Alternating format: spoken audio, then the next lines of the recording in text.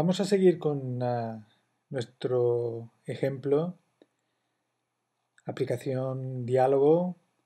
Vamos a añadir los elementos de interfaz que nos hacen falta.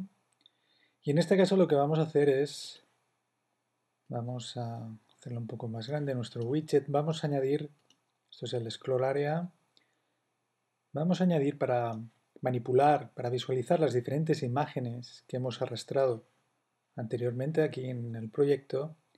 Vamos a hacer uso, aquí lo tenemos, vamos a arrastrar un par de botones. Lo ponemos aquí, un botón, otro botón en esta parte derecha.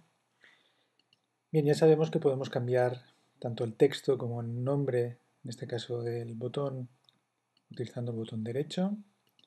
Vamos a utilizar simplemente este texto. Y aquí en el botón derecho la flecha en el sentido contrario. Vamos a cambiar también los nombres del objeto. Vamos a, en lugar de push button, podemos llamar left button. Y aquí también cambiamos el nombre como right button. Bien, estos dos botones, un poco el objetivo va a ser, son bastante obvios, permitirnos visualizar la siguiente imagen de la lista de las imágenes que tengo aquí. Vamos a hacerlo también que cuando alcancemos la última empecemos de nuevo con la primera. Esta va a ser, digamos, una de las dos opciones que vamos a tener para navegar por el conjunto de imágenes seleccionadas. La otra, y a modo de ejemplo, la otra posibilidad es, en lugar de utilizar botones, lo que vamos a hacer es utilizar, aquí lo tenemos, un horizontal slider, una barra de desplazamiento horizontal. Esta barra de desplazamiento tenemos aquí, vamos a propiedades. Una de las propiedades que podemos controlar que nos interesan son los valores mínimos, máximos, lo que supone un paso simple o un paso de página.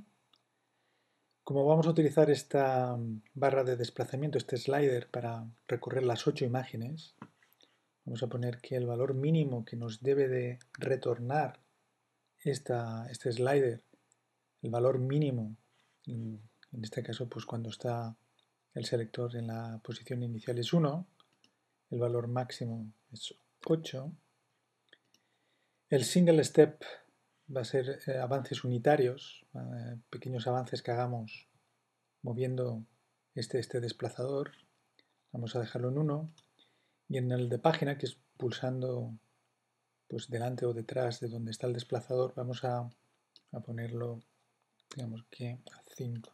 Aquí lo tenemos, vamos a 5. Bien, por tanto, seguimos siempre con la misma filosofía. Arrastramos el widget que queremos utilizar y nos vamos a Qt Properties y ahí tenemos siempre la posibilidad de investigar qué posibilidades tenemos. Son generalmente bastante fáciles, los nombres son bastante descriptivos de la función que realiza cada uno de los widgets y aquí pues en Qt Properties, como digo, modificamos y adecuamos los valores a los que nos interesa. Por último, y podemos ver aquí en Qt Object la jerarquía, podemos ver cómo aquí tenemos el horizontal slider, el left button, el right button, el scroll area que contiene nuestro label. Carecemos aún de un layout para lo que es nuestro widget principal. Y hay que recordar que conviene siempre para cualquier contenedor, incluso nuestro widget principal, establecer un layout si no queremos que la posición de los widgets sea absoluta. En este caso voy a hacer uso de otro layout, que es el que tenemos aquí, el grid layout, que es bastante interesante. En este caso va a distribuir los elementos en una rejilla donde los elementos pueden ocupar, algunos de ellos pueden ocupar varias filas o varias columnas, en función un poco de cómo distribuyamos los elementos. En este caso, todo este QLabel va a ocupar toda una única fila. En cambio, la segunda fila va a estar ocupada, como ahora veremos, por 3 elementos. Podríamos decir que crea como una especie de matriz, en este caso de 3 columnas por 2 filas, aunque el QLabel va a ocupar las 3 primeras columnas. Seleccionamos el grid, ahí lo tenemos.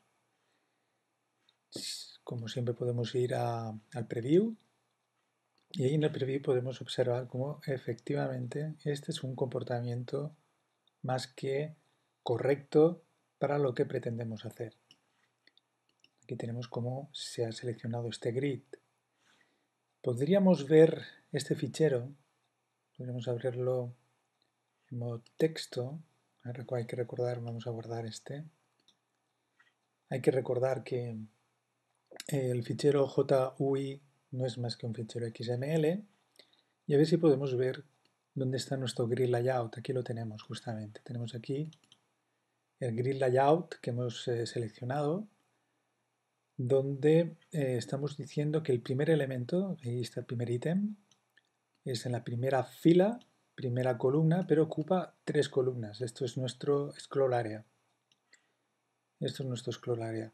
La resta de elementos, tenemos la resta de elementos relacionados con este, aquí lo tenemos, la siguiente fila, columna 0, la fila 1, columna 1, y ahí tenemos exactamente la fila 1, columna 2. Es decir, tanto el botón, el primer botón, el left button, como el horizontal slider, como el right button, ocupan la fila, la row 1, en columnas separadas. Bien, no nos tenemos que preocupar de esto, como hemos visto el plugin del Qt Designer ha distribuido estos elementos dentro del grid de forma que nuestro label, bueno, en este caso, perdón, nuestra QScroll area ha ocupado 3 columnas.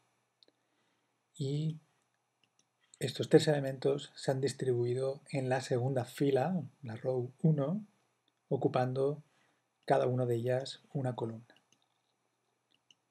Bien, con esto ya tenemos más o menos el comportamiento, la interfaz, digamos, más o menos preliminar. Hacemos run. Como podemos ver, las barras de scroll se despliegan cuando son necesarias. Cuando aumentamos el tamaño de la ventana, podemos ver que pues es posible que alguna de ellas, en este caso ya las dos, ya no son necesarias y cuando disminuimos las dos aparecen. Lo único que nos queda es implementar, por último, la funcionalidad de los botones y del slider, que en estos momentos pues aún, digamos, no hemos especificado, no hay ninguna funcionalidad, ningún código.